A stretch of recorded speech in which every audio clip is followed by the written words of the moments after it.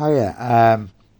I did a bit of testing on the desk and I found that there were a couple of main flaws to it. So the first one was somehow this wood cracked. It does. MDF is very brittle. It can do it often. So when I put these screws in, maybe I didn't have the right length drill hole or something. They're very small screws. I'm amazed it did it, but it is a problem. You know, the wood can split. So I decided to put this little brace on the back. And you might put it on before you put the other side on. So you brace the wood. So you make the wood whole. So even if this happens to the next one, I'll pop one of these on. And it'll be a brace. And I'll judge the screw length by the thickness of the wood. And then I'll put the plate on another one. And so I have a big washer, a couple of nuts, and a washer, and then one of those corner braces, and just a couple of screws. So if you judge the height of the screw with the spacing compared to the height plus, you get what I mean. And that should fix that. And it also gives me a hanger, you know. A hanger under the desk is very good, and it's in at the wall. I could hang anything off it. I could take a power line into it or anything and just hang it off it.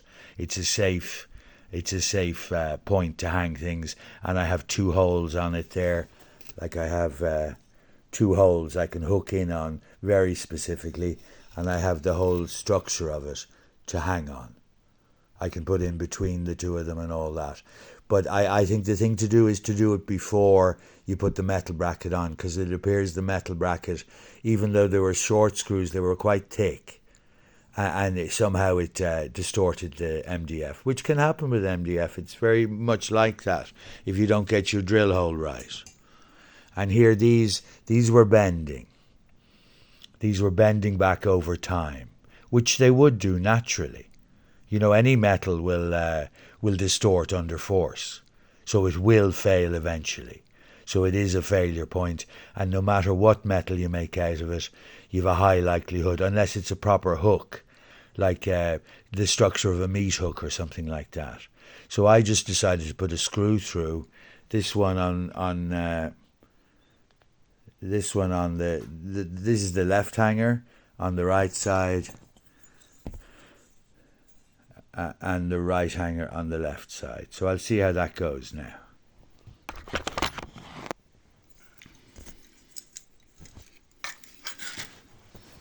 I'll just put it in and then I'll bring the camera over. But the whole point of testing is to find failure. What's the point in testing if you're not going to admit your failure? And they're two great additions, you know. In a short while from testing, I found the inherent faults there, you know, and gained function from it as well. Lots of stuff to hang off, you know. It's great to have stuff to hang off.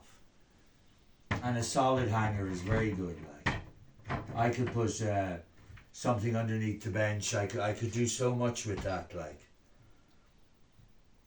it gives me a lot of facility.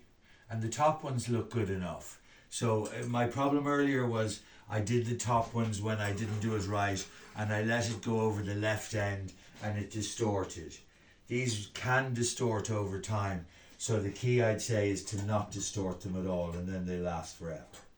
But I distorted this one, so maybe in time I'll have to do some work on it. But, you know, metal can forget as well as remember.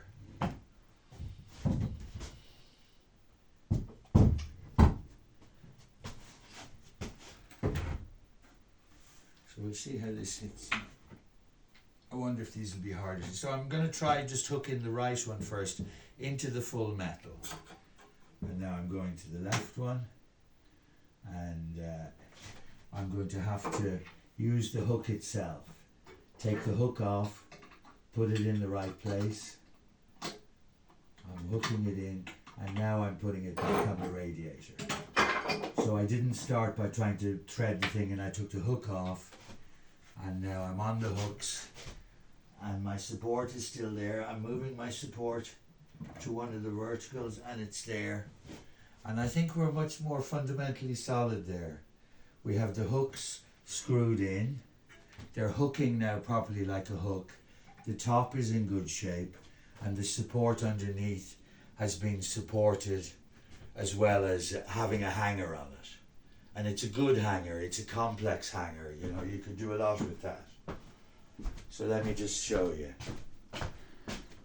I'm sorry for putting the camera down, but it's impossible to do two things at the one time. Impossible. I'm not going to be fucking playing at some fucking Shiva bullshit.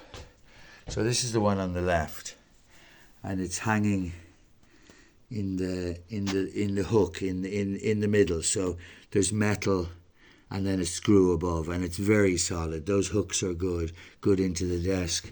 And this side, similar, the hook over. And the hook is well covered over, and there's a screw in it and all that. And then underneath here, we have our repair, but we also have our hanger, our complex hanger. I can take power to there. I could drill a little hole through the desk and bring power up, but that would be a point to anchor power. Oftentimes with power, you need a junction box or something. So you could even just hang a junction box off the back of that, cut a slot in the top of the desk, just feed a single wire up and get a lot of stuff for that. Like. So that's not bad. Let me try the chair again.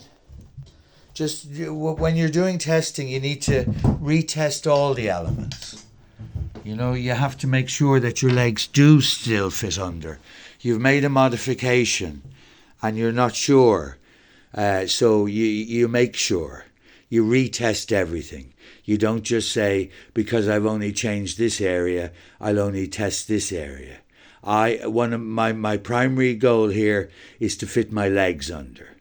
So I have to retest the primary goal each time and all the steps leading from it. If I change one part of a system, I am unable to say that change is only restricted to that part. I really have to retest the whole system for any single change.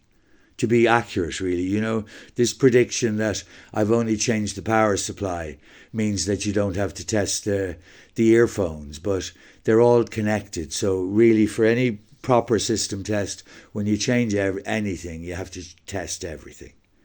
And that's somewhat the goal of the automated testing classes in Java, to have a secondary class that does the testing. But the problem with those is they're very formulaic. They're not testing the real system. They're more testing whether you can call a function rather than whether the class works. You know, you can just call functions all day long, but if the functions aren't used in combination with the behavior, it's not really a test. But it's beneficial, you know, I'm not knocking it. You really need to do a proper test, though, of the behavior rather than just the function calls, you know. So this looks good, and we'll see how this hangs now. And I might, next time I'm in the hardware store, just get some very, very simple hooks. Like I have these more complex hooks, but you know, maybe something as simple as a meat hook. There's a more complex hook that would do the same thing, just to hang off. But you can get shorter ones of these and all this. This fits happily over the end, like this goes over the end here. That fits over the end, and this would fit in on.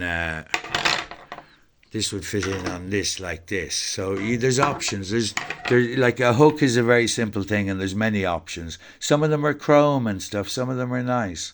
But these Dealz ones seem very good. You know, for 2 for $150 or whatever. It's hard to beat that if they do the job. But if you're pressing down hard, or if you have a laptop or something, you might be better to go for something like this, something very solid. And you can get thicker chrome hooks that would fit over a radiator, and then even fit in to this part, get the part of the hook to click in there. So you get the hook over, and the hook joins in here, the point of it, and you're hanging from the other side, but you're anchoring your hook in here. So that's worth a try. Next time I'm out, I might try and get hooks like that.